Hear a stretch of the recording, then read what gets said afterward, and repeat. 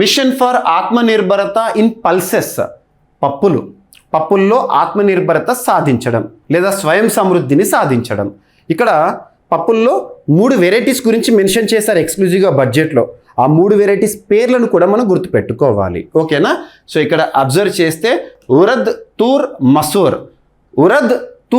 మసూర్ వీటికి సంబంధించి వీటిపైన ప్రత్యేక దృష్టి కోసం ఈ ఇనిషియేటివ్ అనేది వార్తల్లోకి వచ్చింది బడ్జెట్ సందర్భంగా.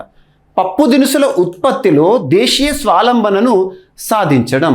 So mission for ఆత్మనిర్భరత in pulses అనేది పప్పు దినుసులు ఏవైతే ఉంటాయో, పల్సెస్ ఏవైతే ఉంటాయో ఆ ఉత్పత్తిలో మనం స్వావలంబన సాధించడం కోసం ఉద్దేశించబడింది. ఇక్కడ అబ్జర్వ్ చేస్తే 6 సంవత్సరాల కోసం ఉద్దేశించబడిన మిషన్. 6 సంవత్సరాల మిషన్ ప్రధానంగా ఏ పప్పులపై ప్రత్యేక దృష్టి పెడుతుందంటే 3 గుర్తుపెట్టుకోండి: ఉరద్, తూర్, మసూర్. నాఫెడ్ మరియు ఎన్సిసిఎఫ్ ద్వారా నమోదు చేసిన రైతుల నుంచి కొనుగోలు చేయడము. సో పప్పు దినుసులు లేదా ఈ పప్పులపై ఆధారపడిన రైతులు ఎవరైతే ఉంటారో వారికి ప్రత్యేకంగా లబ్ధి చేయడము. క్లైమేట్ రెసిలియంట్ విత్తనాల ప్రోత్సాహం మరియు ప్రోటీన్ శాతం. పప్పులు తినేది మనం కామన్గా దేనికి ప్రోటీన్ కంటెంట్ అనేది ఎక్కువగా ఉంటుంది. మాంసకృత్తులు అంటాం ప్రోటీన్ తెలుగులో. ఓకేనా? ప్రోటీన్ కంటెంట్ ఎక్కువగా ఉండే పప్పు దినుసులను ఎంకరేజ్ చేయడము.